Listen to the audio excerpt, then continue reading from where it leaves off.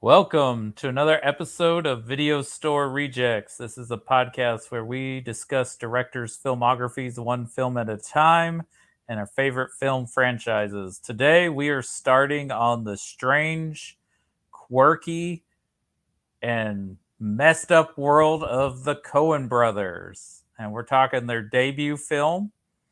I'm your host, Cody House. With me is my co-host, Chris Jacobs, our social media content manager. How's it going, everybody? Good morning, I guess. Yeah, still morning. Morning, afternoon, wherever you are. Yeah, And today wherever we you have are. a very special guest. He's a professor. I consider him a horror movie expert because that's what I know his wheelhouse kind of is. But he's pretty well-rounded film fanatic, I think. It's Dr. Mark Bernard. Thanks for coming on, Mark. Oh, thank you, Cody. Thanks for the kind words. That's really nice of you. So yeah, just by way of an introduction, you gave a little bit of one, but just if you want anything more specific, I am an associate professor in English at Siena Heights University in a town called Adrian. It's not too far north from Bowling Green, Cody. But I currently live in Ypsilanti, just a little bit outside of Ann Arbor. Got a little bit of a commute now, but we're going to move a little closer. We just bought a house, so that's it's a mess around me here. So I'm glad that we do have a narrow view here because yeah, it's a mess up here right now. But yeah, so I'm up in Ypsilanti, Michigan right now. So. Yeah. Well, my stepdaughter lives in Ann Arbor right now. Is that right? Yeah. It's a wonderful place. Really. Yeah, I Wonderful. love it. I actually got to go visit their old timey movie theater at Christmas time. Oh yeah. What did you see? Did you get to see anything? I saw West Side Story. Oh wow. I bet that was amazing. It was, and I like that they required a proof of vaccination to even get in the door. Yeah, they're pretty cool about stuff like that. There's a really awesome comic book store downtown. Did you go there at Vault of Midnight? Yeah, yeah. I picked up a copy of Superman Smashes the Klan. Oh, that's cool. That's cool. And I found Miyazaki's Nausicaa manga because. Oh, yeah, excellent. Cool. Yeah, I was there and I was running my mouth so much that my mask slipped down. My nose was exposed, and they were right on it. They're like, "Get your mask up! Get your mask up!" So they take it serious down there. So that's pretty cool. Nice. And I'll just say one more thing off topic. I'm bad about getting off topic, so please rein me in. Michigan Theater is amazing. I got to see Suspiria there. I got to see 2001 there. And my favorite one, I got to see The Room there, and it was so much fun. And we were sitting just a few rows in front of this group of people who had like a whole script. They had like a whole Rocky Horror thing that they did, and I've looked online. I hope they put it online for posterity at some point because it's so funny. It was a great experience. Really a lot of fun. Do people bring spoons? Because I hear people like to bring spoons to those. Yeah, it was so cool. And we were sitting far enough back. You might there was a balcony up here, and Hope and I were more near the back on the main floor, and it was beautiful because you just see this rain of like plastic spoons come down. This is cascade. It's so wonderful. It was one of the best movie going experiences of my life. It's really cool. That's amazing. Yeah. I almost got to sit in a theater with Leonard Nimoy for Star Trek. It was let's see, what was that? 2009. It was the first Star Trek film, the first reboot film, and we'd gone to Alamo Draft House. And this is back. I owned a comic book shop myself, and we were invited to go up there for their premiere that they had. And we got up there, and there were two lines, and I was like, please let it be the theater were going to please, please, please, because we knew he was going to come in and speak, and then he was going to stay and watch the movie with one audience. And unfortunately, it was not our theater, but we did get to see him come in and talk and everything, and it was pretty nifty, pretty awesome. But that's my theater. That's my little theater experience, my cool theater experience. But yeah, that's awesome, man. I love The Room. Who was there? Was it nobody? It was just a screening. Yeah. That's great. Hey, but that's okay. You know what? Yeah. I love interactive movies. Like my dad, talking about Rocky Horror Picture Show. My dad, believe it or not, grew up in East Texas. He said that they would have midnight showings in Tyler at a theater up there, and that was during the height of the popularity of people dressing up and going up there and interacting. And I just thought it was cool to hear that they did that here in East Texas. Like, we're not completely closed off from the world and primitive like a lot of people think. So, I thought that was pretty cool. Mm-hmm. Yeah, they did them all over. I remember when I was a kid, Chris. You all may be a little bit more rural than I am, and we can use the rural thing to maybe start about Blood Simple. Yeah. I grew up way up in the mountains in East Tennessee, and it was one of the old, the whole song and dance, half hour to the grocery store, 40 minutes to school, and all of that. Wow. But yeah, they did Rocky Horror in a town called Johnson City. Just about maybe 40 minutes northeast or something like that. I can't remember the direction. So they did. I mean, they used to do it everywhere, and it's crazy to think about that, isn't it?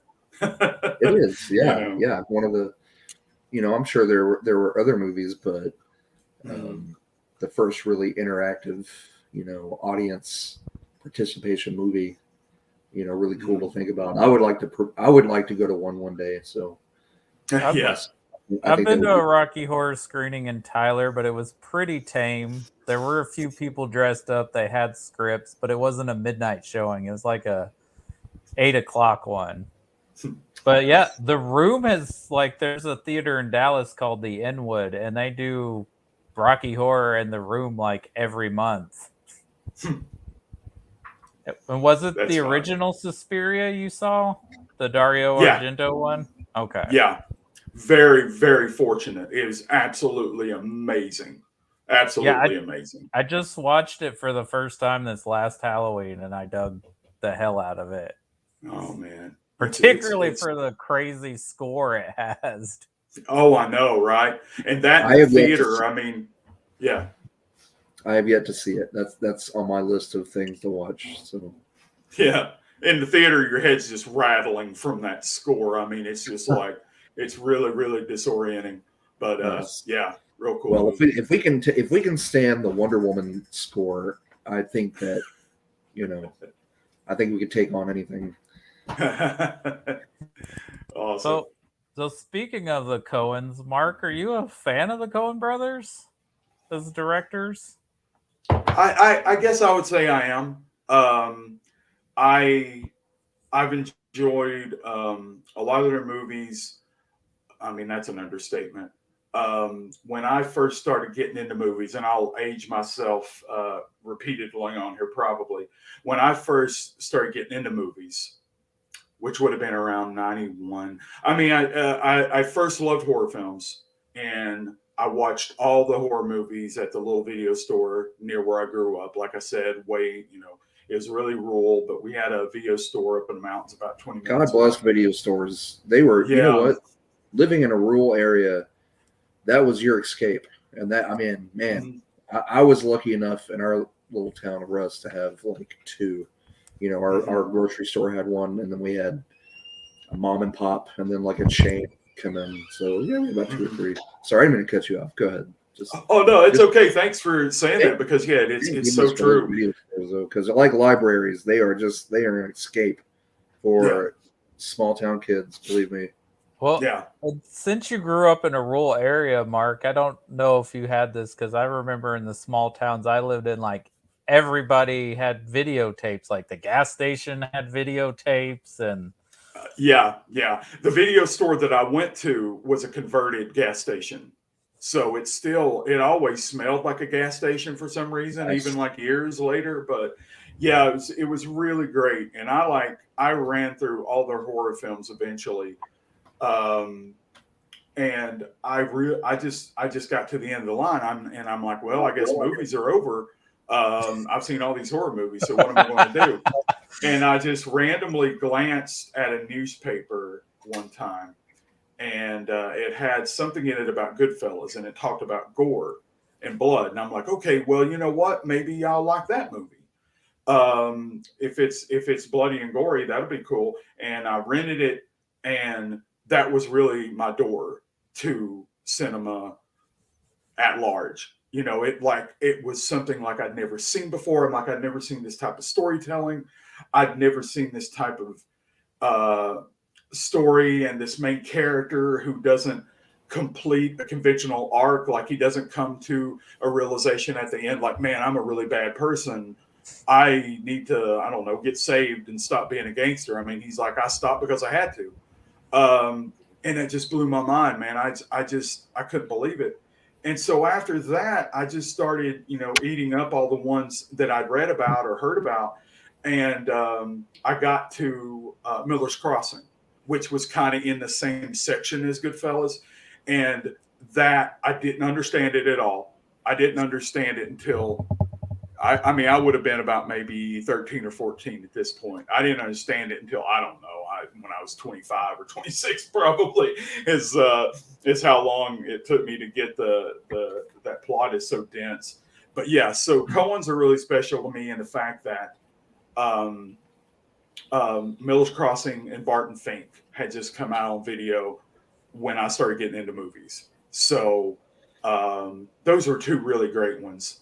And, Barton Fink, with its focus on filmmaking, kind of gave me a sense of like, okay, so there's this place called Hollywood and used to make movies like this.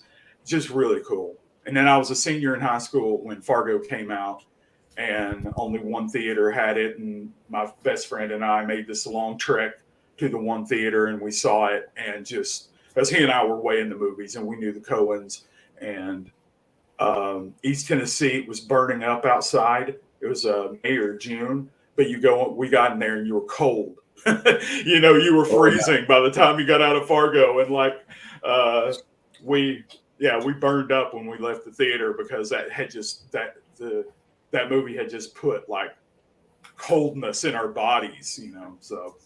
And then Lebowski came out. I was the right age when that came out. I was in college, and I went to see Lebowski 3 times during its opening week, which I can't believe. Wow. I used to have that much time. I probably should have been like studying more, but I remember thinking that movie was a bomb. I remember opening weekend, nobody was there, just me and my friends, and I went back and.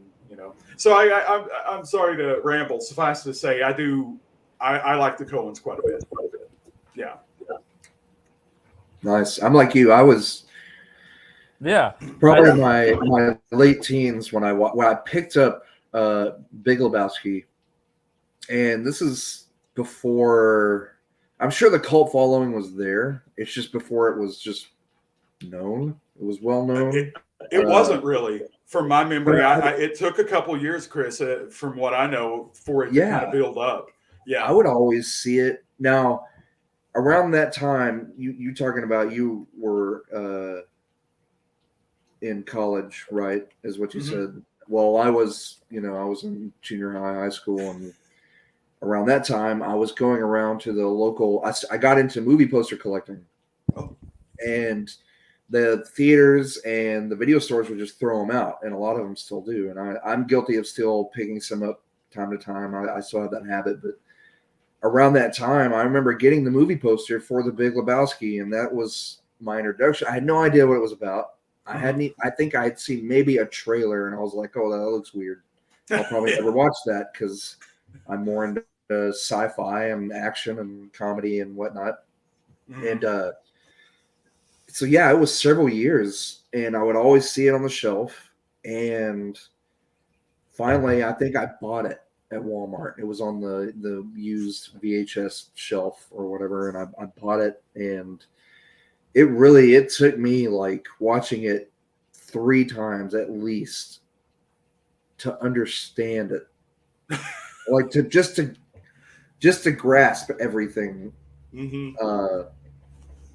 But yeah, that was my first introduction that I know of to the Coens, was picking up that copy of The Big Lebowski. And come to find out, I had seen trailers for like Miller's Crossing and some of their older stuff, like from the hundreds of movies I would check out at the video store. I remember the cover for Miller's Crossing pretty vividly, and some of their other Barton Fink even, and some of their other movies, but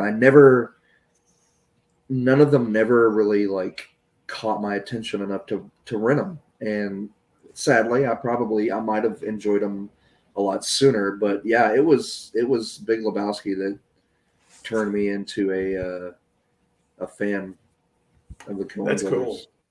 So yeah, it's a great story. Yeah, mine's kind of a 3-way tie with 3 of their films they did back to back. So I think my introduction to the Coens, even though I didn't know who they were, was Fargo, because I remember my dad renting it. Because my dad rented everything. And I was too young to be watching it, but I'm like, what is this movie? Is this a comedy? Is this like a crime movie? What is going on? And like, how come no one can explain how Steve Buscemi looks? And then so good. He also rented The Big Lebowski, which at the time I guess I was a little too young, but I just remember finding John Goodman hilarious in the movie. And then by the time Oh Brother, Where Art Thou came out, I knew who the Coen Brothers were. And that's like, even though I think it got some bad reviews at the time, but I know like if I just talk to somebody on the street, that they'll be like, "Oh, that's the one I like. That's the Coen Brothers." My parents, my parents are, love that movie. Who doesn't? Like, it has a great soundtrack, and it's just a treasure of a movie. We won't get into that right now. What? right. Yeah, we gotta. I think I had seen Raising Arizona at some point too, like at a young age, because somebody said it was a funny movie. You know what? Now, come to think of it, I had seen Raising Arizona before Big Lebowski, and I actually really love that movie. It's probably a close second or third to me out of their filmography, because it's hilarious, and Nick Cage was perfect in that role, and again John Goodman. But yeah, I had seen that movie before Big Lebowski, so I guess you could say that without knowing who they were, that kind of introduced me to the Coens. So thank you I totally wasn't thinking about Raising Arizona. Yeah, I think that was another one of theirs that was like kind of a crossover hit, that people who normally wouldn't like their stuff like that one because it's a broad comedy. Yeah, that one seemed a little more. That one felt a little more mainstream. But you're right. The movie we're talking about today, I didn't even know existed till I watched an episode of Roger Ebert, because this is after Siskel died. And I guess the Coens had released their director's cut of this on DVD. And he was talking about it. And I was like, oh, they made a movie before Raising Arizona? Oh, no. There was a director's cut? That's probably the version you watched, Chris, because I don't think I've ever seen the original version of this movie. Okay. I'm a stickler for director's cuts. So if there's a director's cut of a film, I want to watch it. Like, I want to see it, I know that's a weird thing, but from my understanding, they didn't have the rights to that Four Top song, so the original version has a Neil Diamond song in it. Well, yeah, kind of. That's close. Well, no, it actually is entirely accurate. I have seen the original, the theatrical release before that came out before the director's cut. The Coens, in typical Coen fashion, their director's cut was shorter than the theatrical cut. So it wasn't like we put more in. It was like we took stuff out. And just for people who know the movie really well, what I remember being cut out, first, to address Cody's comment, they couldn't afford the rights to the Four Tops song, same old song, but in its place was this really obnoxious cover of "I'm a Believer." And I think about "I'm a Believer" as a Monkees song, but Cody's totally right. As Neil Diamond wrote it. And so it was this obnoxious 80s cover of "I'm a Believer" that played when and what's the character's name? Maurice. When Maurice goes up to the jukebox and he plays a song, it's this crappy "I'm a Believer" cover. Right. And then while Ray is cleaning up the murder, it's playing out in the main room, and then over the closing credits, this crappy "I'm a Believer." So yeah, I actually saw that, and the Four Tops song fits a lot better. Wow, that's the version I saw was with the Four Tops song. So. Yeah, just to slide in real quick with the stuff that was in the theatrical that they cut. When Maurice, when that song, "He'll Have to Go," wraps up, and Maurice walks over the bar and he goes up to the jukebox, there's this weird jokey interaction with him and one of the patrons, and he says, the guy's getting ready to put his money in the jukebox, and Maurice says, "Hold it." And Maurice says, "Do you know what tonight is?" And the guy says something like "Friday night." And he says, and what night is that? And he says, "Friday night." And he says, "No, tonight is Yankee night," or something like that. And Maurice puts the money in, and this crappy "I'm a Believer" plays. And I'm like, I guess that's just not country music, whatever. Yeah. So I guess they thought that interaction was too corny or not that funny. I don't know. And then around that same time, around that point of the film, when Frances McDormand's character Abby is going, she and Ray went back to her house to get her belongings. And if you recall, Ray is playing pool, and then the dog comes in, and he's like, "Oh my gosh, is the dog going to attack me?" And the dog doesn't. Abby comes over the intercom and says, "Ray, I have all my stuff. Let's get out of here." And Ray has a cigarette, and he walks by a stuffed boar or something, and he puts the cigarette in its mouth and leaves. So they cut out like these two comedic pieces that I guess they thought just weren't that funny. Right. Yeah. That's understandable. I mean, yeah. I don't know if they are still critical of this movie, but when in the year 2000, which I'm like, okay, you haven't made Intolerable Cruelty or Lady Killers yet. They said this was their worst movie. When I'm like, what? I never enjoyed it.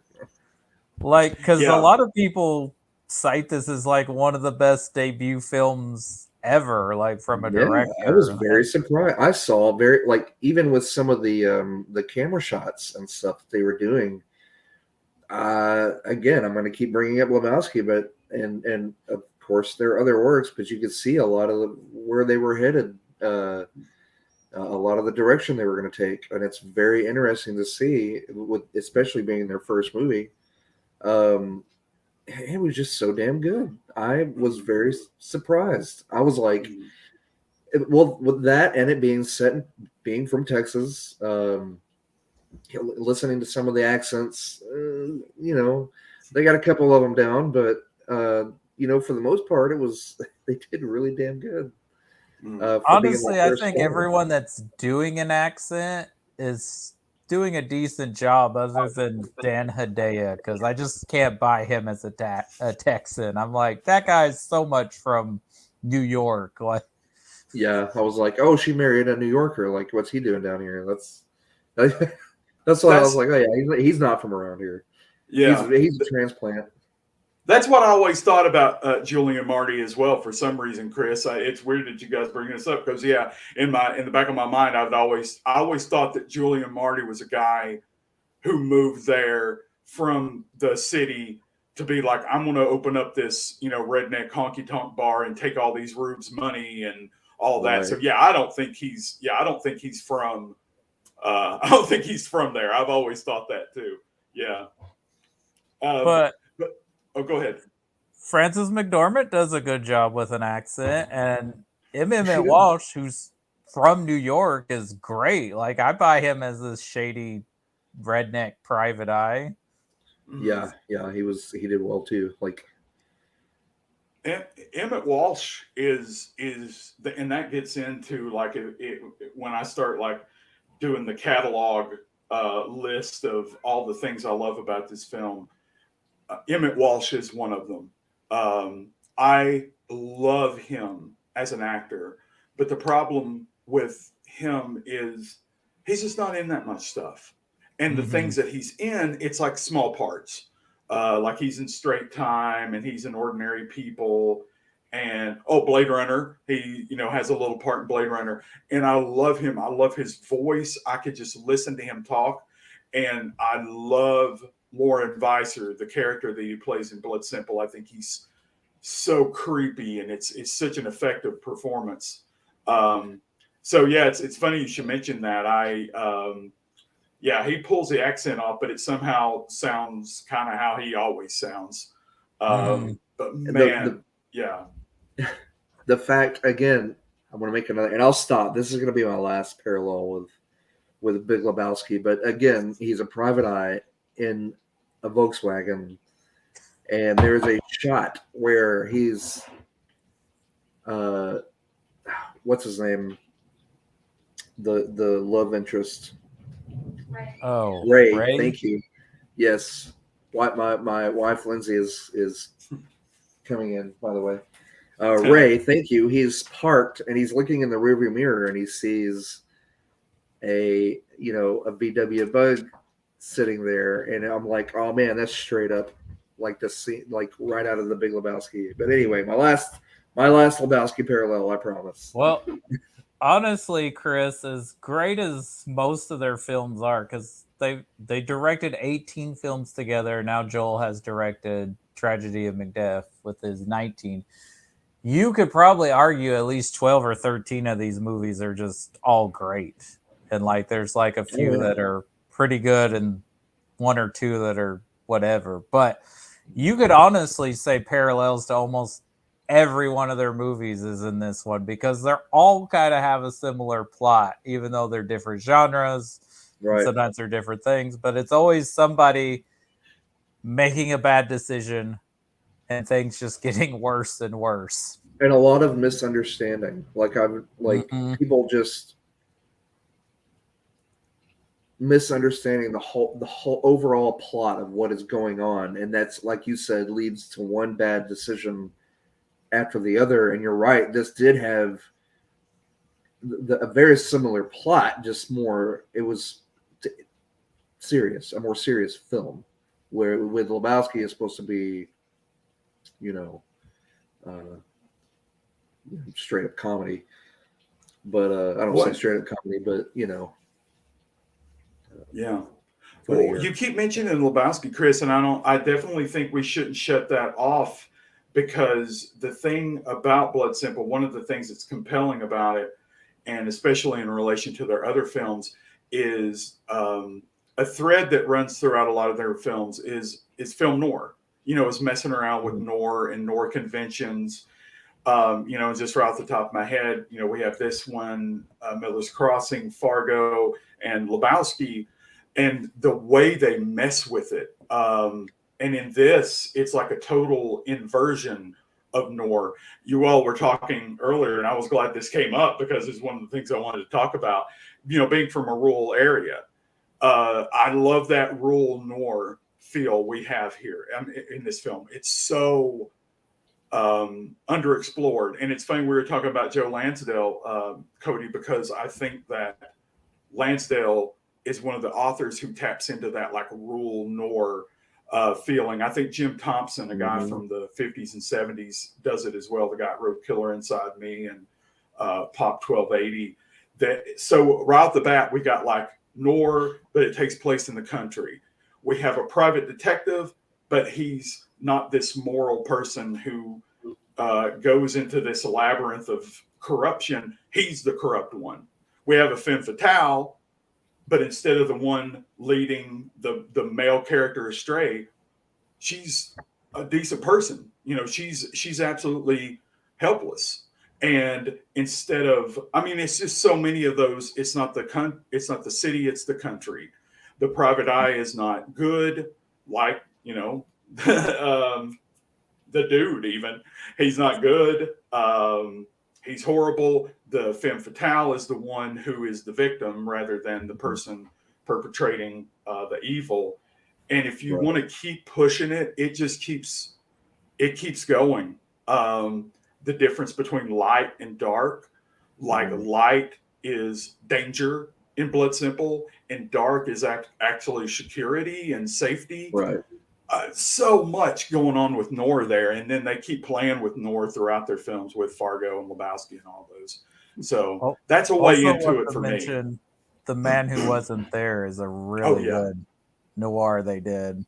Mm-hmm. But yeah, and talking about the rule, I love how they capture just driving down the highway in Texas. Like, that's what it's like in the middle of the night or early in the morning if you're the only car on the road. That's how you feel. Yep. They capture that. I noticed the Williamson County sign, so that's around Round Rock, Austin area. And they shot this around Austin. Yeah. This one. I was like, hey, I know that well, you know. They would come back to Texas and do No Country for Old Men. So like they weren't done with Texas. Another just such a great movie too. Which you could argue has noir elements in it as well. Oh, of course, absolutely. Yeah, I have cat issues going on. Chris, you say you have some kids. We got cats around here that are. It's okay. We also have a Dachshund. Who's 14 years old and thinks she runs the house. So she might bark, and that's when I'll mute. Anyway, yeah, my wife had to come in and corral. And then we have two large dogs that usually are outside, but because it's stormy and rainy where we're at, so they get to stay inside and locked up in the kitchen today. So they like to bark at everything, you know, outside. That's their job. But I'm glad to hear. Yeah, go ahead. Oh, I was just going to ask, is it the noir elements you love about this movie, or is it because you're such a horror guy, this is probably the closest the Coens have ever done to like a horror film? No. Thanks for bringing that up, because that's another thing I love about the film. I think that's dead on, Cody. And to tie it, just to kind of get that conversation started, well, you've already gotten it started, but you all mentioned Raising Arizona earlier. And Raising Arizona is an example, and I promise I'll go back to Blood Simple, where the Coens have this tendency they'll have their narrative and they'll have their main, I don't know, environment, and they're so good within location and environment. You all were just talking about that. But there'll be this piece put in that just doesn't make sense. And for me in Raising Arizona, that's the Tex Cobb, the Randall Tex Cobb character, the biker, just is like it's out of another movie. And it's like, well, Mad Max was popular around that time. So did they kind of soak up this one popular element, like throw it in where it doesn't belong? And I do think that they sometimes do stuff like that. And with Blood Simple, I think it's slasher films. I think it's early 80s horror. There's elements in there. When I was growing up, I always thought it was weird. I have a lot of guides, and John McCarty's Official Guide to Splatter Films, Blood Simple is reviewed in there. And I'm like, well, that's interesting. But when you think about it, the end, is like a Final Girl kind of thing with, Emmett Walsh and Frances McDormand's character. It kind of soaked that up. It is relatively gory for a Coen film, I guess, in some ways. In other ways, well, I don't know. There's a wood chipper and all the violence, and there's a wood chipper in Fargo and all the violence in Miller's Crossing. But yeah, there's definitely, I would think, they bring together all these disparate threads. I think there's this weird slasher gore thread in Blood Simple. Well, blood's in the title, because that finale it's like film noir transformed into slasher, Final Girl, monster type of thing. And with this horror angle, you got to talk about Sam Raimi and their relationship with him. Raimi, and I hope I don't misspeak. Everybody, please double check my work here. But Joel Coen got to know Raimi because I think he was working as an editor at the same place that Raimi was editing Evil Dead. And I'm thinking that this was on the East Coast. I'm thinking this was in New York, but I might be wrong. But he got to know him that way. And Raimi helped him put together, what is the technical term for it? Like a sizzle reel, maybe, like a thing that they could show investors to get them interested in funding the film. And if you all have ever seen that, it's on the Criterion Blu-ray. It looks like something out of the Evil Dead. It's got that crazy Evil Dead camera, like with the camera mounted on the 2x4s and the people running on both sides, and there's blood splatter and all this stuff. I think that when they were going, independently produced, I think when they were going from investor to investor, that was one of the elements that they put in to make this more commercial. Was like, hey, this is going to have some. I mean, that demo or sizzle reel or whatever they put together for investors. It's the Evil Dead's fingerprints are all over it, or Sam Raimi's fingerprints. So yeah, it's got that horror element. I'm glad that you brought that up. That's one thing that I think is really compelling about the film. If I'm not mistaken, in that sizzle reel, Bruce Campbell is playing the Marty that's being dragged. Oh, really? Yeah. That's funny. See, there you go. Already a crossover. Yeah, because I think Joel Coen was working and even may have done some editing on Evil Dead, the first Evil Dead, or did some work on it. Mm-hmm. And he's in the credits, the end credits. So, yeah. They marketed Blood Simple as an exploitation film, and that's how they got Frances McDormand to do the movie, because she wasn't originally going to be cast in the role. It was originally going to be her friend, Holly Hunter, which makes sense. You could buy Holly Hunter as a Texas girl. She's from the South. She's got that voice. But she was doing a play at the time and couldn't leave. And she's like, well, if you guys got to wait if you want me to be in the movie. And they're like, no, we got to shoot this movie now. So they met Frances McDormand. And the audition went well, but they're like, we want you to come back and read with John Getz, the guy that plays Ray. And she's like, well, I can't come back till this time. And they're like, why? She's like, well, my boyfriend's in a soap opera and I want to watch him. They're like, okay, fine. And when they got to talking and Frances McDormand read the script, she's like, well, this is about a love affair. And like, is there going to be nudity and a lot of sex in this movie? And Joel Coen's like, no nudity. We're selling this movie for the violence. And she's like, okay.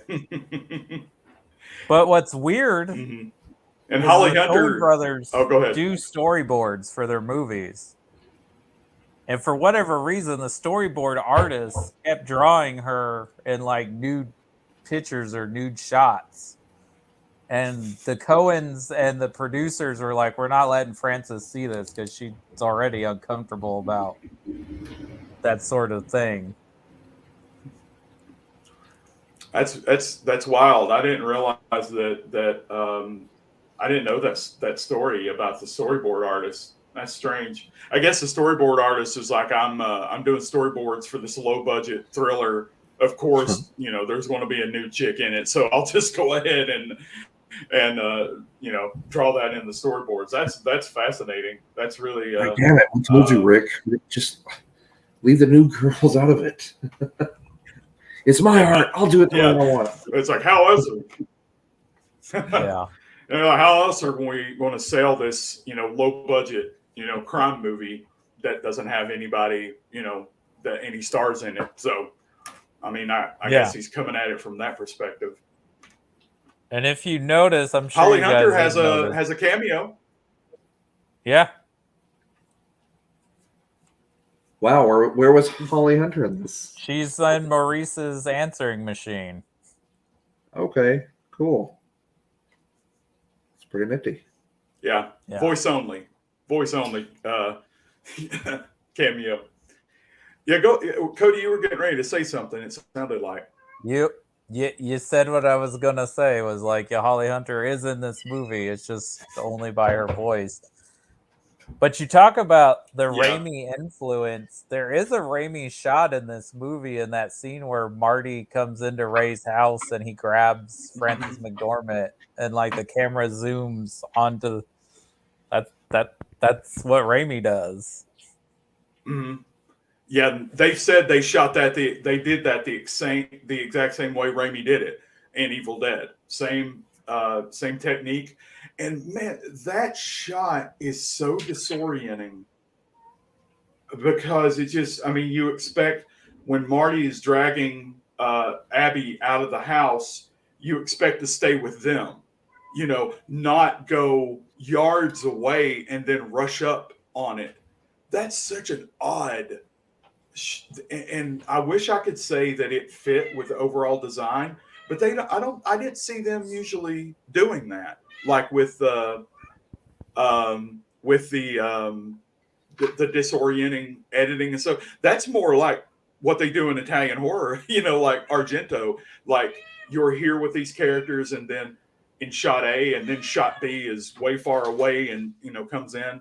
That shot is just so striking, and it just doesn't seem to fit. It's nuts. But yeah, thanks for pointing that out. Yeah, so that's interesting. That's how they got the movie made, is by making it seem like a horror film or exploitation film, when really it's a thriller. It's just a thriller. Mm-hmm. And an offbeat one that I think maybe Chris said something akin to this earlier. I love early films by great directors. Not trying to be a hipster and not trying to do I like the early stuff. I just love seeing a vision come through very limited means, but the vision is still there. Like, I love Mean Streets, Scorsese's film from '73. I mean, no budget, but it's there. Like, the vision's there, and the vision is so there with these guys. The voice is so strong in this film. So that's one of the things. It's my favorite Coen film, and I promise I'm not saying that to try to sound. I promise I'm not trying to be a hipster. Well, their early work is better. I just love this movie, and I love it for a lot of the things that that we've talked about. It's the vision is so there. It's just so distinct, and the seeds are planted for their whole career here. The way they play with genre, the way that they invert gender roles. Because in Fargo, we have film noir is like black film. We have film blanche with Fargo, which is like white film. And then again, we have a female hero. We have a shifty, duplicitous male character. And dang, in Lebowski, you talk about, and I think Chris, that, and maybe Cody, you all can check me on this. that Volkswagen Bug that John Polito's character is in Lebowski, I think is an intentional reference to Blood Simple. Oh, Okay. I think so. Yeah. I think so.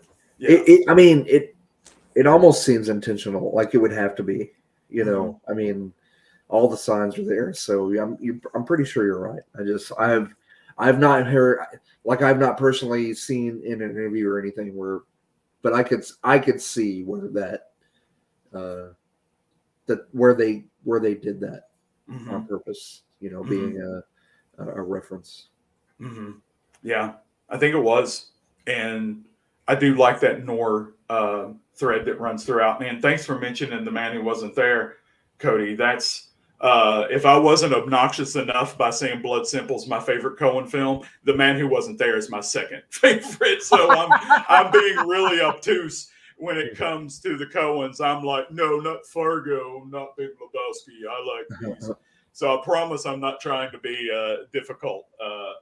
But man, I love those two movies so much.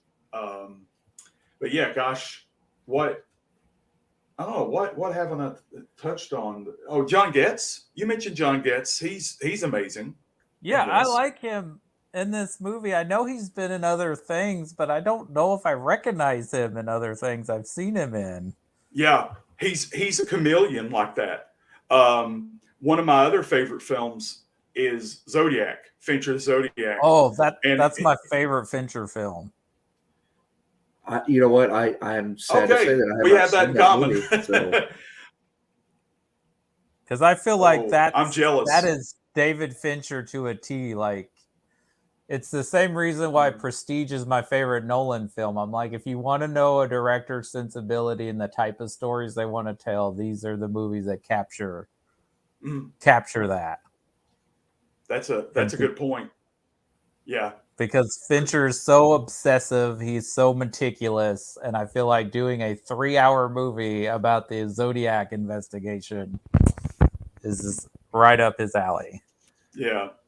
Well, I'm very jealous of Chris having not seen it. I wish I had that experience in my future. I wish I could watch that again. I'm gonna watch that pretty soon because I keep hearing it's so great, and then I hear it from you guys again, so it's like a sign that I've been hearing it a lot lately, or seeing things on Zodiac, and I was like, man, I really need to see that. And then probably because of the Batman that just came out. So, what's that again, Cody? Because of the Batman. The Batman is very much influenced by Fincher. Yeah, that's such a great Batman movie. Anyway, but I love Zodiac, and John Getz is in it. Has a prominent role, and you don't even know him. And is he one of the newspaper guys? Is he one of the editors or something? Mm-hmm. Okay. Mm-hmm. Yeah. He's the one that gives. He leads the editorial meetings, and he's the one that gives Robert Downey Jr. Paul Avery. He gives him the big dressing down. When Paul Avery's just falling apart. He's like, I can't believe you sent this out on our letterhead. But he's there, and Blood Simple is one of my favorite films. I love Zodiac, watched it over and over. It was only like the 10th viewing before I realized that's John Getz. I mean, you just can't, so, I mean, like you said, you like him, but don't really know much. He's probably been in tons of stuff that you like, and you just don't. He's, I do have to send a quick shout out, though, and we could talk more about Getz because I have so many Getz moments that I love. But Getz, a couple years after this, is in Cronenberg's The Fly. And oh, wow. If you've seen he's Stathis Barnes, which Stathis Barnes is one of the most interesting characters, I think, in a lot of cinema. And that's Getz. I mean, again, killing it. Is that the guy that's like the friend of Gina Davis? Yeah. Okay. And he comes across as such a scumbag at the beginning and so sleazy. And he's the hero. I mean, he saves, spoilers, all right? He saves Gina Davis's life and pays a great price for it, but dang, I mean, he Gets that part is an amazingly written part, I would say, and I think it works because of his performance. I mean, he just sells the sleaze part, he sells the scumbag, and then I don't know. I could go on and on about Gets. I love him a lot. I don't think this is a hot take, but I don't think it gets discussed as much as John Carpenter's The Thing. But I think David Cronenberg's The Fly is right up there as a remake that's superior to the original. Yeah, absolutely. Ooh, yeah, The Fly was excellent. Yeah, and not to go on too much of a tangent, but I have to say, from the teaching perspective, I have been teaching courses, and I can't believe this. When I say it out loud, it sounds absolutely ridiculous. I've been teaching courses teaching on a college level for 20 years now, counting my grad school teaching. And I remember when I first started, kids would turn their nose up at older movies. And when I say older, I mean 70s and 80s, and say that's so stupid because, we just seen digital come in. And the early digital was pretty good, like Jurassic Park digital before digital got really bad. And they'd be like, oh, that stuff looks so fake and so phony. We've lived with digital for so long. When I show 18, 19-year-old kids stuff like The Fly and stuff like The Thing, where it's a practical effect that's like actually in front of the camera, they lose it. They can't believe it. I mean, it's that when at the end, when Jeff Goldblum's head splits open and the fly comes out. Yeah. Oh, man, digital just I don't think it can do that. And kids just go ape over it. They're like, oh my God, why? How did I don't know. I don't know why I said that. I guess just practical effects were amazing. And The Thing and The Fly are two good examples. Yeah, I think the other thing that I love about the Coens is we already mentioned like their genre bending and how they capture an area, but also they capture the colloquialism of whatever area their movie takes place in. Mm-hmm. Wherever it is, it's like, yep, that's how the people there behave. That's how the people there talk. That's how life is down there. Mm-hmm. Yeah. They really get that. Place is so important in their films. It's if when you think about their films, Fargo, obviously, The Lebowski is such an LA movie. Blood Simple is such a Southern noir type thing. Raising Arizona, Southwest, Barton Fink, Hollywood, Miller's Crossing, Prohibition era Chicago. I mean, the location's like a character almost, and they have people come in and just kill those accents. They're great at casting. I mean, they're really great at that. And place is so important in their films. But I think that, and this might be too eggheadish and a little bit too abstract, but I'll take a shot at it.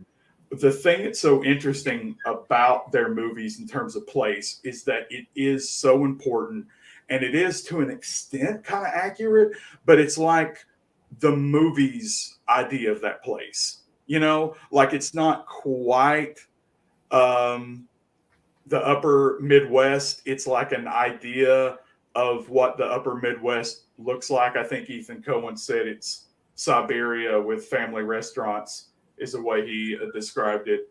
LA and Lebowski is kind of like LA, but it's like an LA of the imagination as well. And I think Texas, I mean, you guys being from Texas, you say that it feels very accurate, Blood Simple, but it also, I would say, checks off in a good way all those cliches. It has a lot of fun with character types from certain areas. Right. Yeah, so that's a great observation, definitely. I also want to say I don't have the Criterion Blu-ray, but that's what's streaming on HBO Max, and the color restoration they did on that thing is gorgeous. Mm-hmm.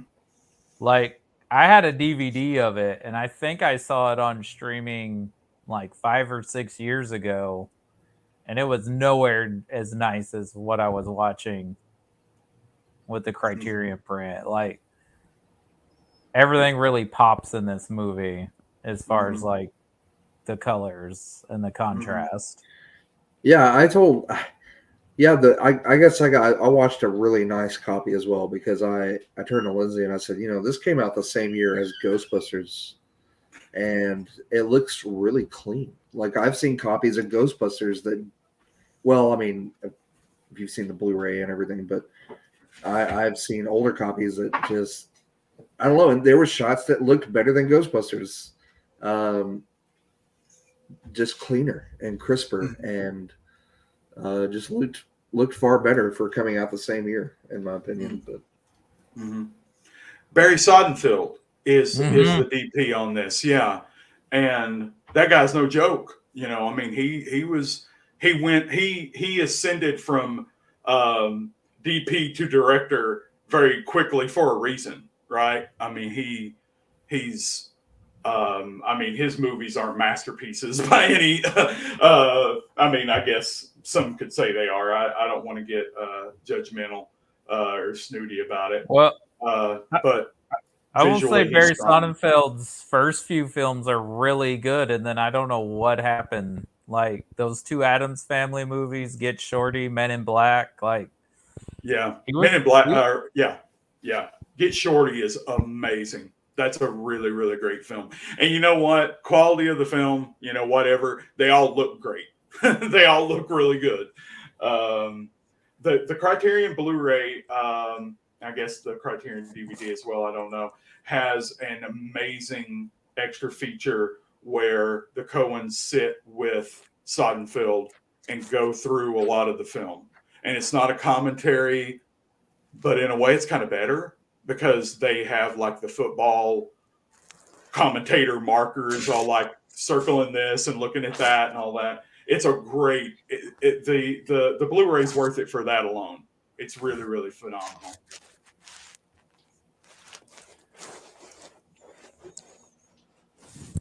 Yeah, he's also he makes the vomiting noises for Marty. Who? Barry Sonnenfeld? Yeah, which I guess Marty has an ulcer because he has like, it's not milk, it looks like milk of magnesia or something. Like, I guess it's to coat his stomach.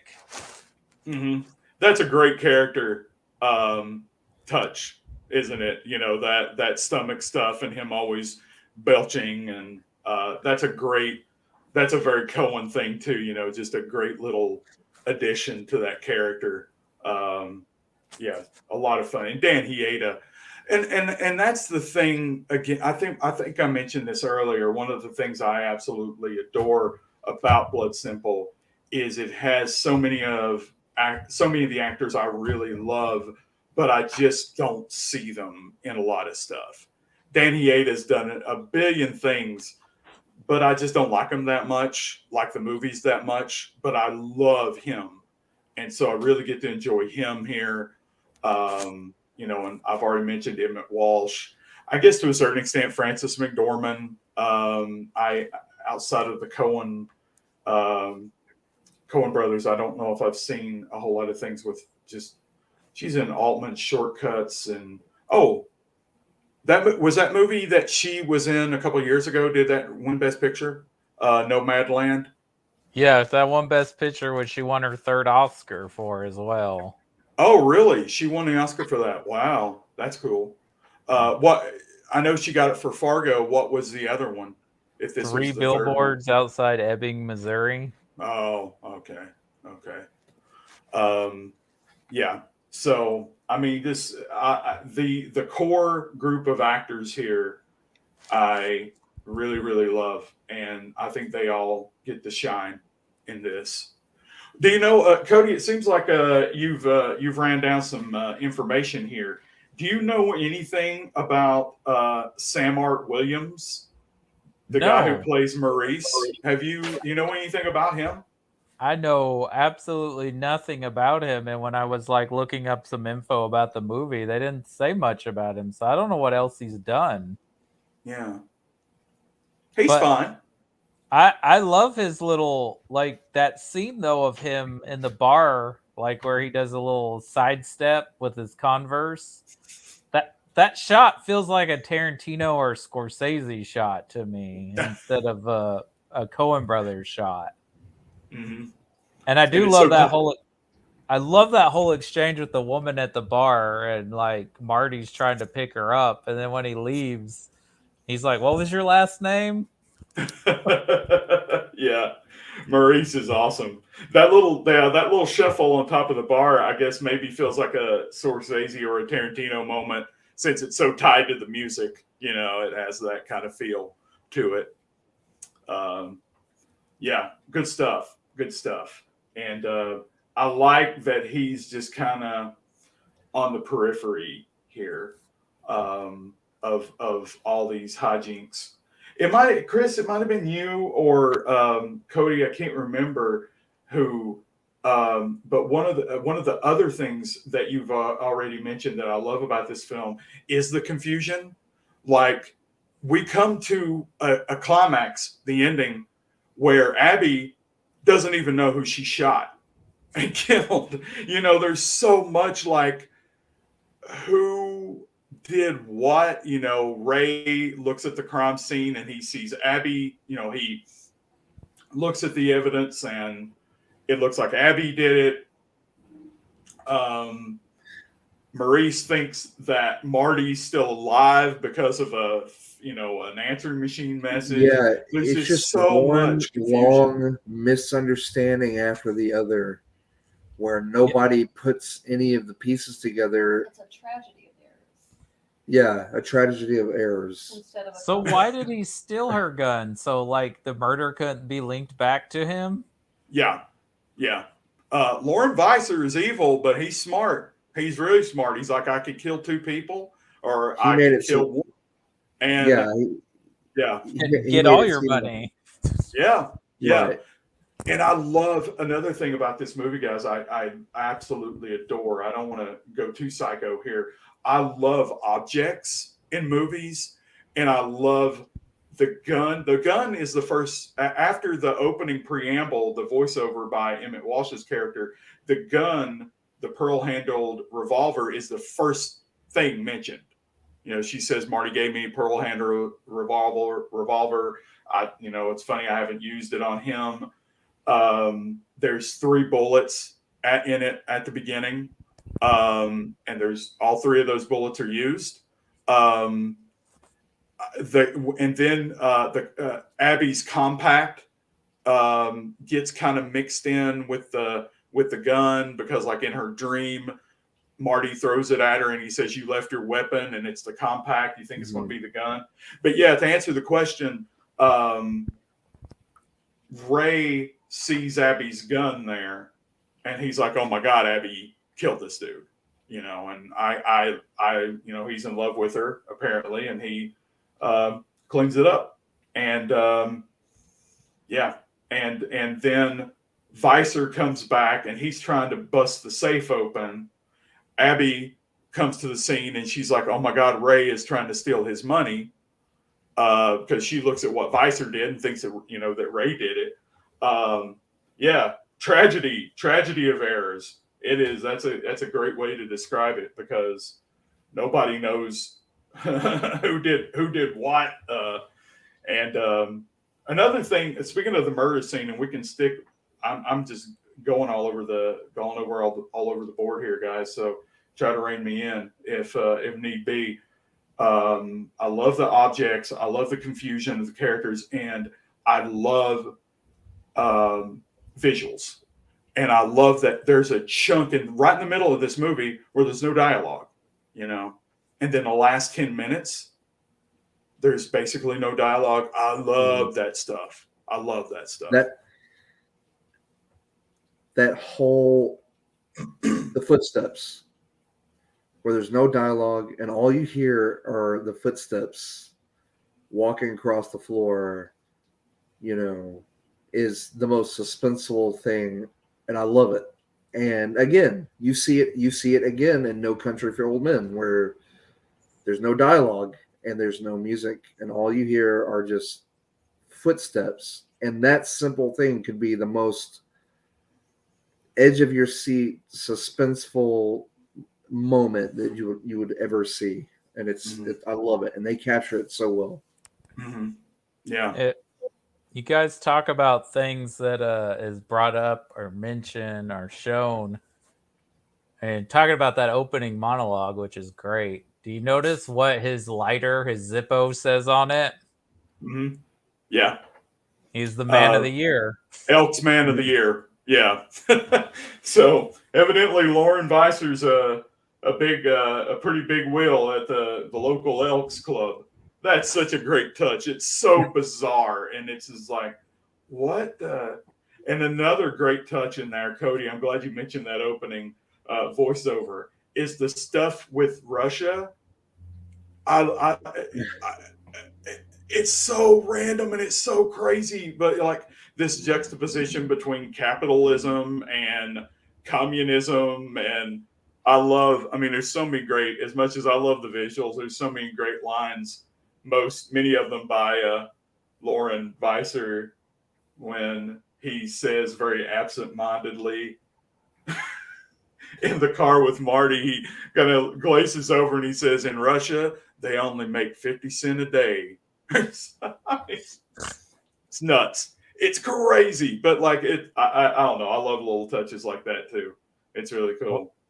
And it's interesting they cast those two actors to do most of their work together, because those are usually two actors that are brought in to like. Well, M. Emmett Walsh basically says his career as an actor is I come in and keep the leading man, like keep him at his pace, because if he doesn't do his job, I'm going to overshadow him as an actor because I'm in there as character. So it's kind of interesting they put two similar type of character actors in scenes together, which usually they're there to like uplift whoever the lead is in the movie. Mm-hmm. Who's the lead here, though? You know, I guess it would be Frances McDormand, right? I guess so. Yeah, I guess it has to be her. I mean, we could maybe make an argument for Ray, but that just doesn't feel. That doesn't feel right. I feel like Ray is kind of the perfect good old boy. Like his intentions are well, but he's a little stupid. He's in his defense, he's in the middle of something very confusing. He is. And I mean, it's Weiser's fault, you know, I mean, obviously, but I mean, Weiser, it's so Marty's dead, so he can't tell anybody. It's Weiser is the unknown factor here who's just messing up everybody's life, you know, and I think him trying to clean up the blood with his windbreaker, dripping it across the floor multiple times, and then wiping it back up across, you know, instead of like figuring out a smarter solution, kind of also, let us know what his capacity was, you know, for thinking. It's set up two times in the movie, because there's the scene where Marty's just sitting out watching it and they have their exchange. And then Marty mentions it to Weiser in the car at the Love Lookout or whatever you want to call it type of place, Lover's Lane. Why didn't Ray just throw Marty in the incinerator? I know. It's so good. It's so good. And I know. I think that shows poor Ray's state of mind, or yeah, that's a great moment. Watching this movie with a crowd, people are just yelling when he drives by the incinerator. You know, they're like, "Put him in! What are you doing? What are you doing?" So yeah, poor old Ray. He just, but you know, I don't want to critique him too much. Who knows what I would do in that type of situation? That's true. Right. Yeah. When I'm with a group of people and they're busting on somebody in a slasher movie, and they're like, "What are you doing?" I always want to say, "Hey, listen, when you face off with Jason and you survive, you critique that person. But if you're not in that situation, I don't want to hear what you would do. That's a joke I like to make, but I don't know. I feel like Ray. I'm kind of a Ray character. Maybe that's why I like him so much. I'm just confused half the time. Don't know why I'm doing what I'm doing. Yeah. He just gets roped into all this and then doesn't go well. Because like you said, yeah, that last 15 minutes of this movie is just a straight up slasher movie. Yeah. That keep the lights off moment is really, really effective, isn't it? Mm-hmm. I mean, it's so cool. Just from, a suspense standpoint where he's like, keep the lights off. There's somebody out there. It's really, really amazing. And yeah, that last sequence is great. And I mean, you talk about a visual in a film that you'll never forget is when she stabs his hand and he shoots through that wall and the light coming through those holes. I mean, the movie's worth it for that, right? I mean, that image is indelible. Like, you just never forget that image. Yeah, I had to turn that down.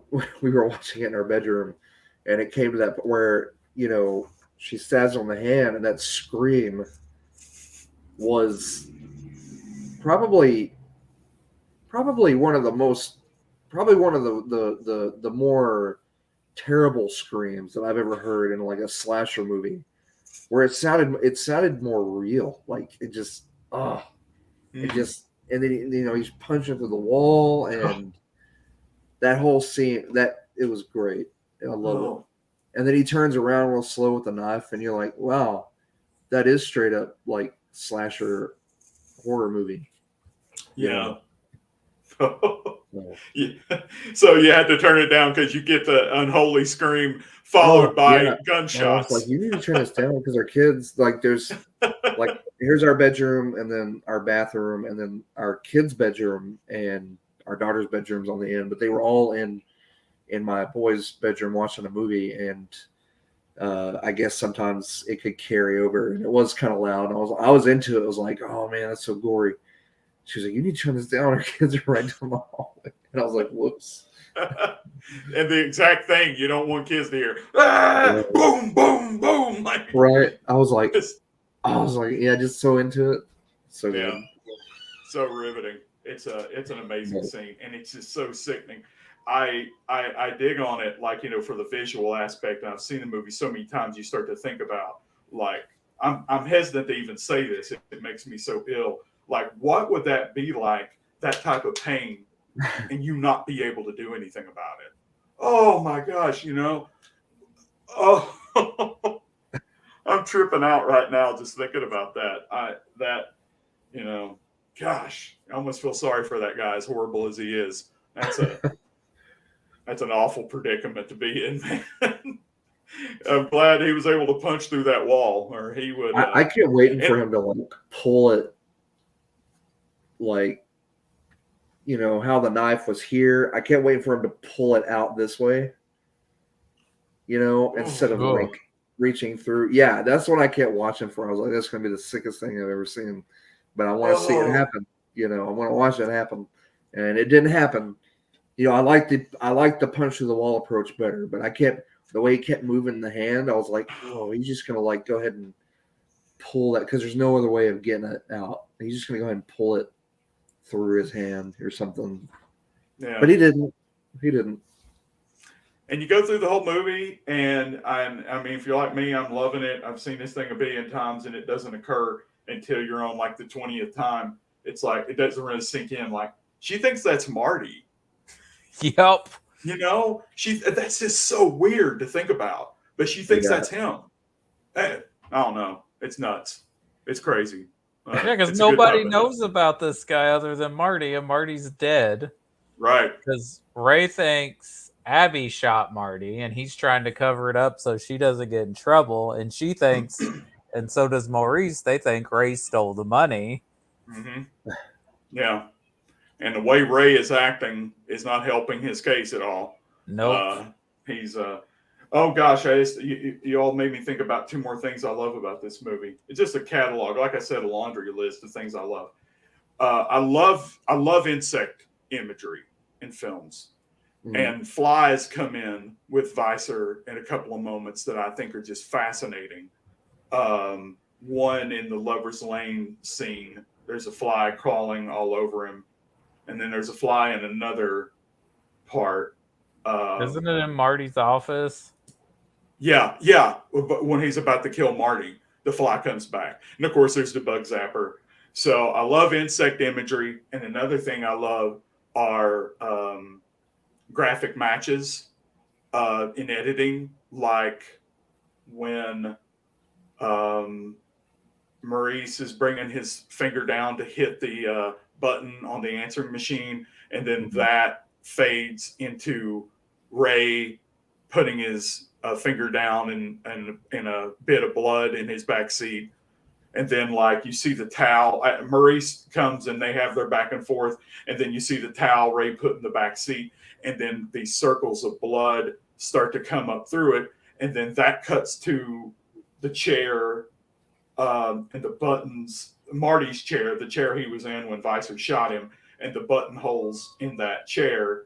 And Visor being like, oh my God, where did this guy go? There's so many of those graphic matches that I love, because I think they're like, I mean, if I were to fathom a guess why they did that, I think at the end things just start to get so confusing.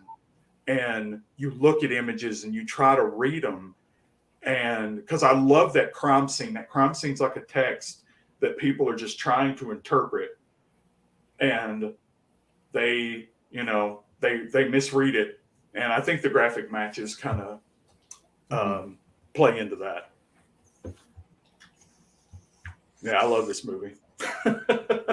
It's a very textured, meticulous, well-made, well-thought-out film, and it lays the groundwork for everything to come from these guys, including the collaboration, not only professionally, but in a relationship between Joel Coen and Frances McDormand. Like, it all starts here. Mm-hmm. Yeah, I'm impressed that he hasn't been tempted, or maybe Joel Coen has been tempted, but he hasn't given into it, to just put Frances McDormand in every movie. He's not Rob Zombie, right? He's not just putting his wife. I think he has selectively used her in a very smart way, because she's great. I want to sound like a big dummy, guys, but I haven't seen Macbeth. I've just kind of been doing a bunch of other stuff here recently. Is she Lady Macbeth in that? Yes, she is Lady Macbeth. Denzel Washington is Macbeth. Have you guys seen it? I watched it. It is visually stunning, and the acting, of course, is top notch. And I know a lot of people are like, why is he doing Shakespeare? Why is it? But if you think about it, Macbeth is like the perfect story for Joel Coen to interpret, because it's a lot of what is going on in Blood Simple. Yeah. Even a couple like getting themselves involved in something that they think is going to go one way, but ends up going another. I wouldn't say it's going to be one of his best, but it's definitely not a bad movie, and it's a very interesting film. There's a British actress named Catherine Hunter, I think, who plays all the witches, and she steals the show. Oh, wow. Yeah. Cool. Nice. But it's worth watching.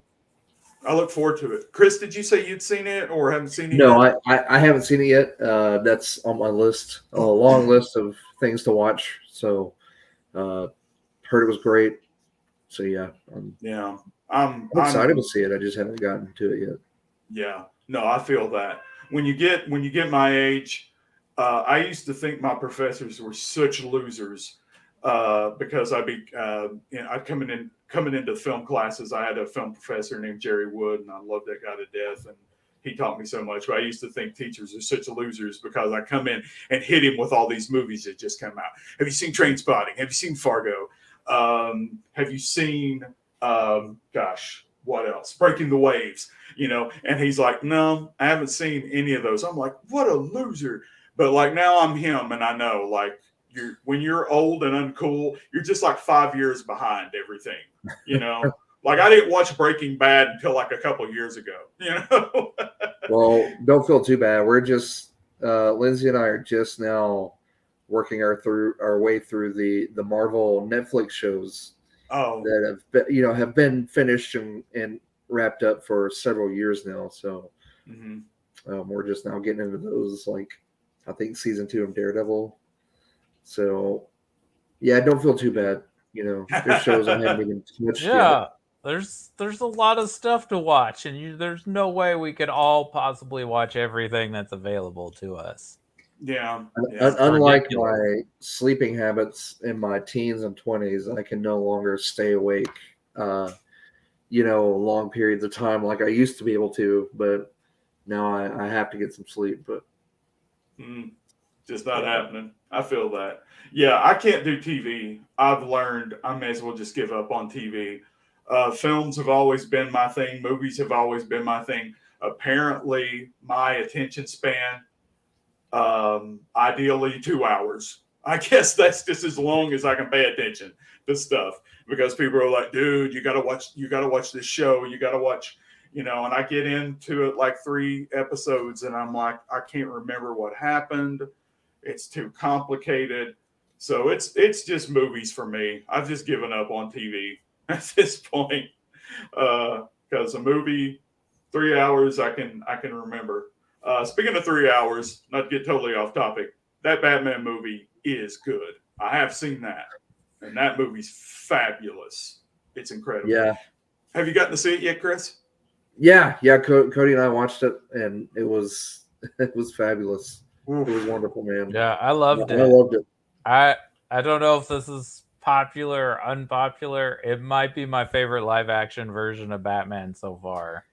I heard Lindsay shared something with me the other day, and I totally agree with this. And this will probably be a topic for another time. But someone wrote an article about how Batman works outside of the Justice League universe. Because notice now, this is just me.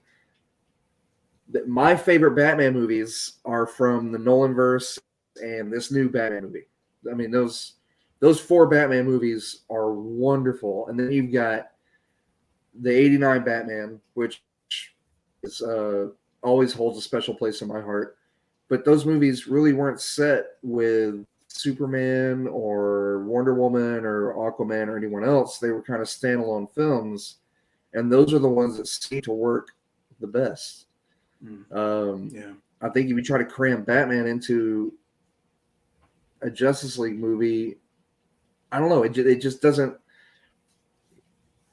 It doesn't feel as Batman. Like these standalone Batman movies just feel more like Batman. It's because of the stakes. The stakes in a Batman movie or with a Batman villain are very different from superheroes who are technically aliens who can take down giant world-eating monsters. When you don't have the threat of aliens, like I guess that's what they're saying is these standalone Batman movies, he's not going up against, aliens, he's going up against other madmen, like humans. And it's a little more I don't know, grounded, I guess. I'm trying to definitely was the newest bad guy, but you know what I mean by grounded. They're more they're not fighting Zod. He's not. Yeah. They're not fighting Starfish, mind controlling Starfish. They're not. They're going up against madmen. The Riddler and Joker, and it works. I don't know. It just works a little better. No, I know exactly what you mean, Chris. The stakes, I think we just got superhero fatigue to a certain extent. The stakes get so high in so many of these films. It's hard to even wrap your mind around. Like I think the Guardians of the Galaxy films are good. I think they're among the best of the MCU. But that second one, it's like, okay, so the universe is about to end. Like, yeah, I mean, you just can't like even wrap that. But like with Batman, you're like, oh my God, all those people trapped there. And, it just, it's, you can, it's understandable. It's comprehensible, the threat. Even in the Nolanverse villains, they weren't superhuman. Bane was just strong and trained. He didn't. Of course they used the psychedelic flowers and stuff like that, but they, nobody was flying or tossing cars through buildings or anything like that. It just, Batman needed armor. He was good at what he did. He was trained in fighting, but he's not superhuman. He needs armor to protect himself. I think they did a good job with showing that, where in the third movie where his body is all beaten and broken and just, he's so worn down from fighting, Yeah, he beat up. But I'll get off my tangent. Sorry. No, it's totally okay. Gosh, you got to stop me when it comes to Blood Simple, because I could talk for days and days and days and days. Well, speaking of which, then, what else did you want to bring up about it before I guess we can go ahead and rate this? Let's see. Did we talk? I love the actors. I love the playing around with Nor and Nor conventions, insect imagery, elements of the slasher film. Graphic matches, long sequences with no dialogue, as good as Coen's are with dialogue. I'm always going to go for the purely visual. Let's see. I think that's about 8 things. So I think that's enough. I think that's enough to dig about a movie. But I mean, if I just have to wrap it up, I love this. It's my favorite Coen film, and it's one of those movies that I can watch pretty much any time, and I could watch over and over and over. I love it. Sorry, go ahead. I think I'm done, Chris. Go ahead. No, I was going to say it'll definitely be a rewatch. Like, I know you just mentioned you've seen it multiple times, but yeah, I think it'll be a rewatch for me, because I do want to see. It's kind of like having to watch The Big Lebowski over again. You're going to see things that you may have missed the first time. Mm-hmm. Things that you just didn't notice, and I want to catch those things. Mm-hmm. I've been fanboying out over here, Chris, and I didn't even really think to ask, and I should have. This was your first time through, right? Yeah, right. What was were you, because the first time I saw this, I certainly wouldn't have said it was the Coen's best movie. It kind of grew on me. What was your impression watching it the first time? I don't know if we got enough of that, initial reaction. Here's the thing with having kids, and I think this helped, is we started it. When was that? Sunday night? Yeah, we started it Sunday night, and we wrapped it up last night. So we watched about halfway through it, and we try to watch through whole movies, but sometimes, it's like, man, we got to stop, put everyone to bed, go to bed, and we'll wrap it up later. So being able to do that and stopped where we stopped, I was able to kind of sit and process more of the first half of the movie. Mm-hmm. Okay. I was able to sit and I didn't know really everything just yet. But I was able to process it, and then we wrapped it up last night, and we sat and talked about it, and I was like, man, it was really good, man. It was so good. And that's why I want to go back and watch it again, because I know there are details that I missed in it. And I know it's not really a thinker, just a really deep think piece, but I know there's things in there that I missed that I want to catch, and just the detail in it and being their first movie, bravo to them. They did a really damn good job for this being their first film. Yeah. I'm going to say I think the Coen Brothers, almost every one of their movies requires a rewatch. And I don't know if that's on purpose or that's just how good the movie is. You want to go back and explore the movie again and see, well, what did I not see? What subtleties? What are like things in the background? Because I was just so focused on the narrative of what was going on. Mm-hmm. Mm-hmm. Like this Also, movie, I kept finding myself thinking like, oh yeah, this came out in like the early 90s. Like this is really good for an early 90s film. And then it would pop, I'll be like, no, wow, this came out in 84. This is like, but even for 84, it's just a really well done noir film. They get the Texas feel down to it. They almost make you feel uncomfortable. Just the sweat, watching the sweat pour off of them gives you flashbacks of summertime around here. So you get that, and visually and story-wise and direction, like it really is just like so well done for starting out, you know. Yeah. I was very well surprised. I was very surprised. I kept thinking like you could easily say this is like one of their third or fourth movies. Yeah, it doesn't feel like, and you know, that's funny because there's a lot of other directors who have really good first films, but then there's other times where you can tell that's somebody's first movie. Like you could. Well, just, this isn't Piranha 2, you know. This isn't. Yeah. You know, it's not Piranha 2, but they do really make it feel like you have watched several of their movies already, and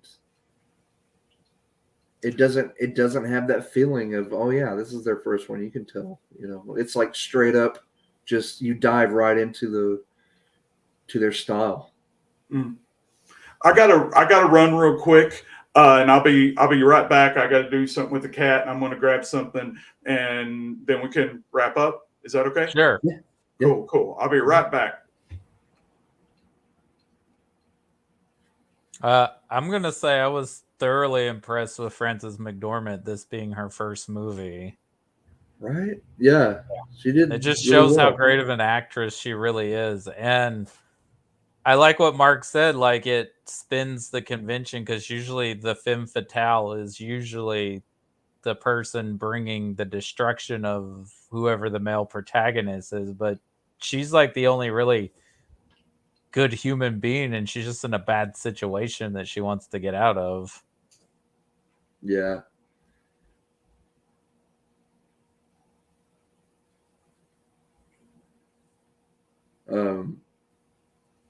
Yeah, I was very well pleased.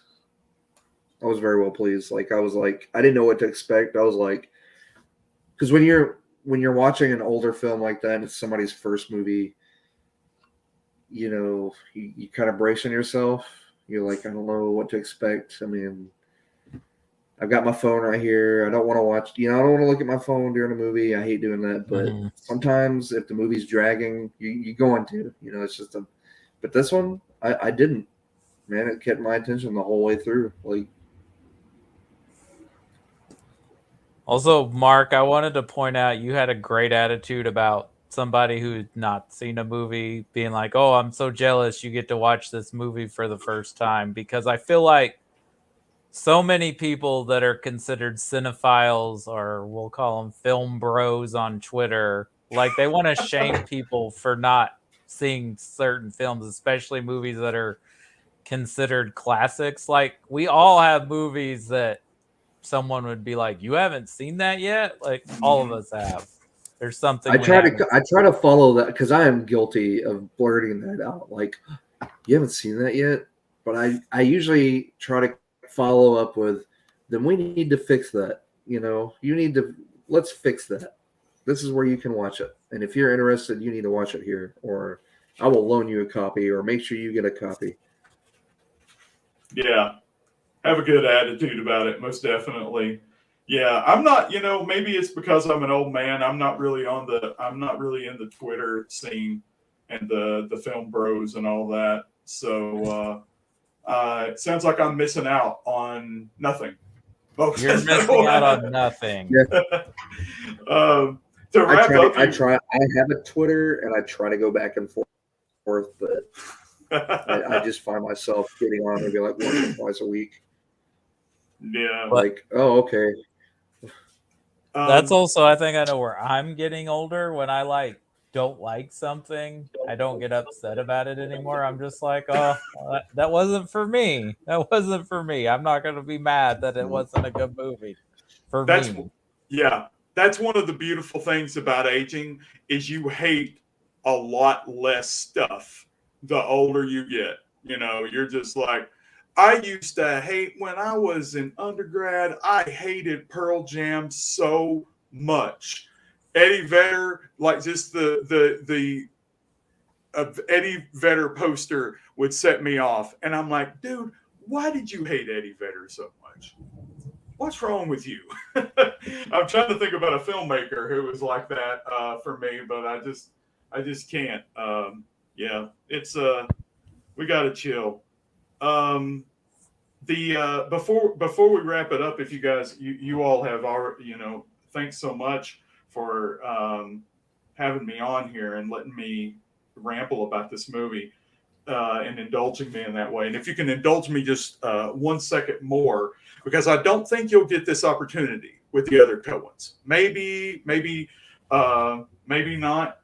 I'd like to read from the official Splatter movie guide from 1987. I think this one's from. Nice. Let's see. Oh. Yeah, this stuff is so great. 89. I guess it's the only. Let's see, where is it? The only Coen Brothers movie that's probably in a Splatter movie guide. So there we go. Sure. Although you got some crazy wild violence in Miller's Crossing, so it could go in there. But yeah. I just want to read. I want to read their review and see what they and remind myself of what they have to say. So, John McCarty's official Splatter movie guide. He claims he coined the term splatter movie. So let's see. Blood Simple, Circle Films, 1984, color, 96 minutes. Oh, one more thing. One of the guys who was a big financier behind this, Ben Barinholtz, was the guy that got Lynch started. He kind of discovered David Lynch. Yeah. So that's kind of a cool thing. I forgot about that. Director Joel Coen, producer Ethan, writers Joel and Ethan Coen with John Getz, Francis McDormand, Dan Hieda, Sam Art Williams, and Emmett Walsh. Smashing debut feature by the Coen Brothers that blends splatter with film noir.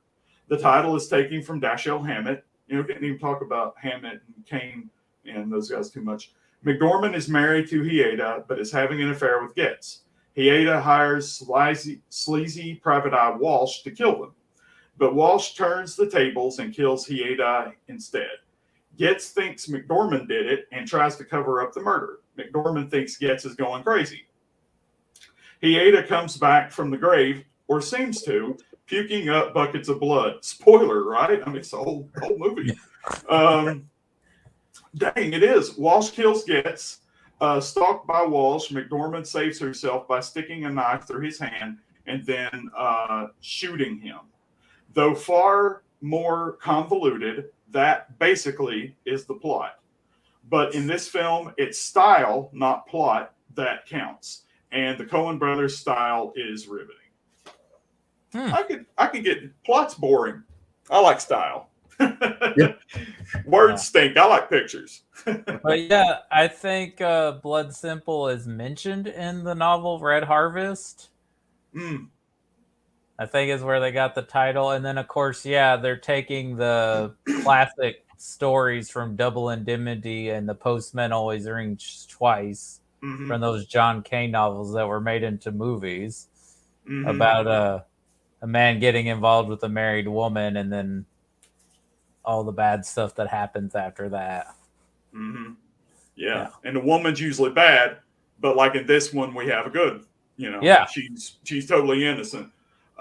Very very cool stuff. Yeah, boy, if we get starting to talk about James Cain and those guys, it's just we're going to go another hour and 40 minutes. So better. I'll get one more thing. I promise.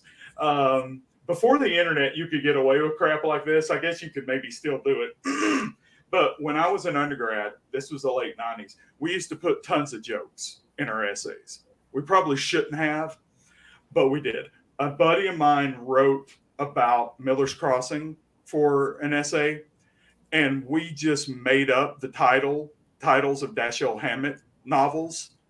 We said like Miller's Crossing is very influenced by hard-boiled writer Dashiell Hammett, author of, and we put like Maltese Falcon, but then we just made up. I know one of them was like Guerrilla Rogue, and just made up like a whole litany of like fake titles. And the professor, I mean, before IMDb or Wikipedia is not going to run that crap down. He's like, oh, Guerrilla Rogue, I never read that one. So I got to give big props to, we just sat around and made up fake Dashiell Hammett novel titles. He was right about Miller's Crossing, so that kind of ties in, right? Yeah. Okay.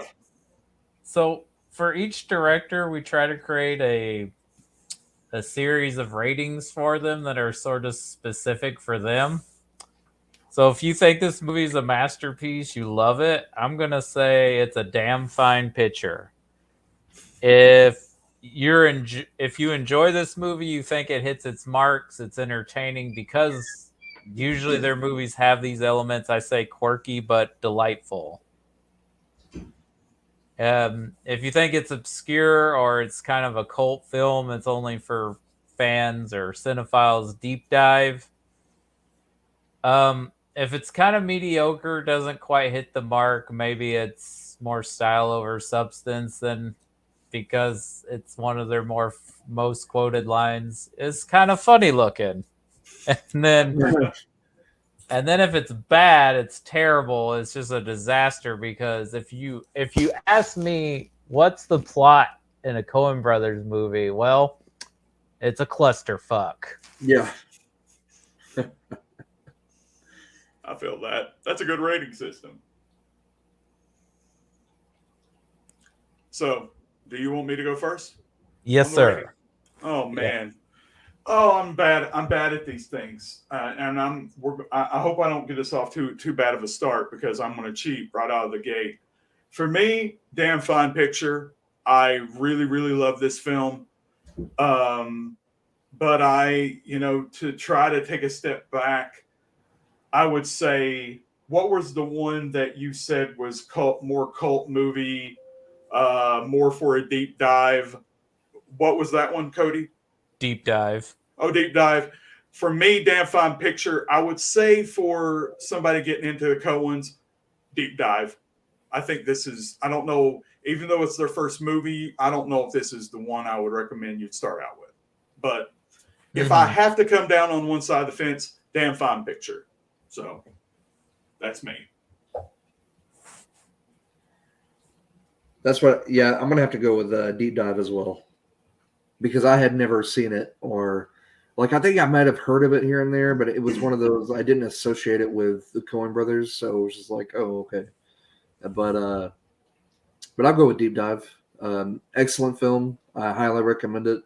Mark, I'm with you. I don't think I would recommend it to someone just starting out, but yeah, I mean, I would eventually, it'd be in the top 3, I think, just to see, here's The Big Lebowski. Here's something you're probably really familiar with, and then here's Blood Simple. Really get in there. But. I know she's been in and out and not talked very much, so apologies if we took all the oxygen from this. But if Lindsay's there, what do you think, Lindsay? She has marked down deep dive. She had to get stepped in there again. Okay.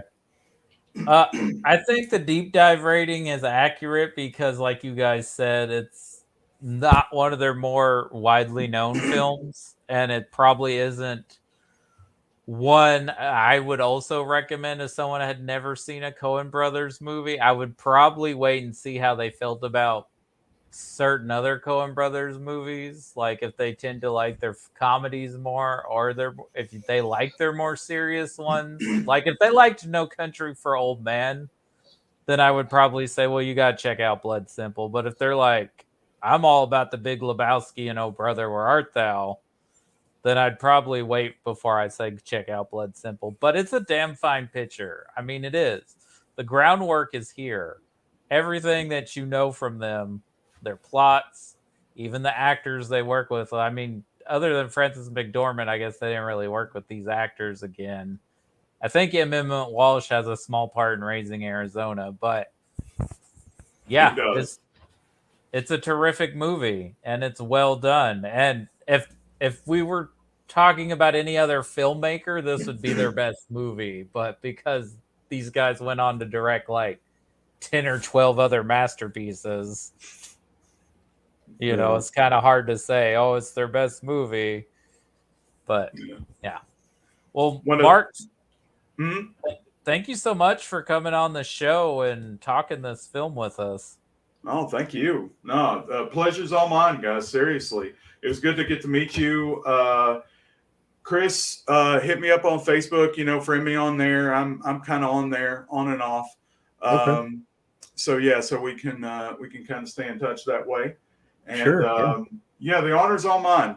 Thanks. And I look forward to looking in on the rest of the Coen sequence you guys got going on. So Raising Arizona is coming up next? Yep, we'll be doing Raising Arizona Friday. Okay, cool. I'll try to... And, tomorrow night, for our weekly Wednesday night show, we've got, For Your Eyes Only and Quantum of Solace? Yeah, we've been doing the Bond movies through directors, and because we want to pair No Time to Die with On Her Majesty's Secret Service, we're kind of going through the Craig ones. Mm-hmm. And the guy who directed Quantum of Solace only did one, so we were like, For Your Eyes Only has a similar plot, so we'll just pair it with that one. Yeah. Okay, cool. I'm not a big Bond guy. I never really got into James Bond. It never was my thing. Is Her Majesty's Secret Service, is that the one that has the guy that just played Bond one time? Yeah, that's George Lazenby. He only did it once. Cool. Well, hey, you all have fun, and I'll try to look back in on you with Raising Arizona and see how the Coens play out. But thanks for letting me come on early and get started with you all. Yeah, it's our pleasure. And I know you're not big on social media, so you don't have to talk about that. But is there anything like that you got going on you want to plug or anything? Let's see. Is there anything going on I want to plug? Not really. My last book was I wrote a book on Halloween, the 78 Halloween, for a book series called Cinema and Youth Cultures. It's really academic, though, really kind of dry. And because it's an academic book, it costs like $50 or something stupid.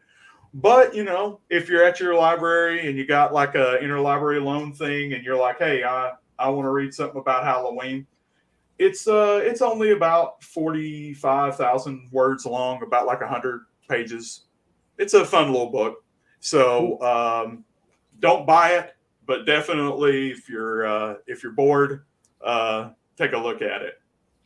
Oh, for sure. I bet it's interesting because it's you talking about one of your favorite films and one of the greatest horror films ever made. When I was asked to do it, when the editor asked me to do it, I actually begged to let me do Friday the 13th, but he's like, no, we're doing Halloween.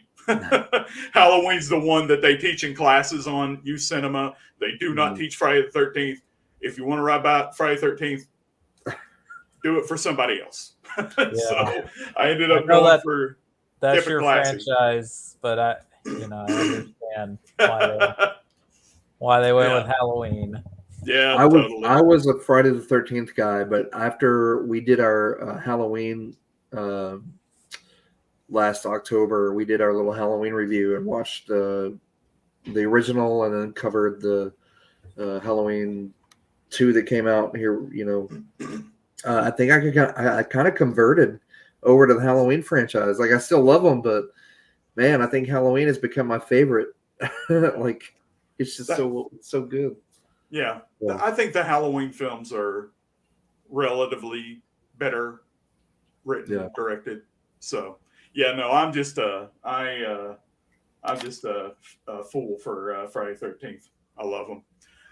Not great films by any stretch of the imagination, but I love them. I really like them. Okay, well, yeah. Thanks again, you all. And do I just hit leave studio and get out of here?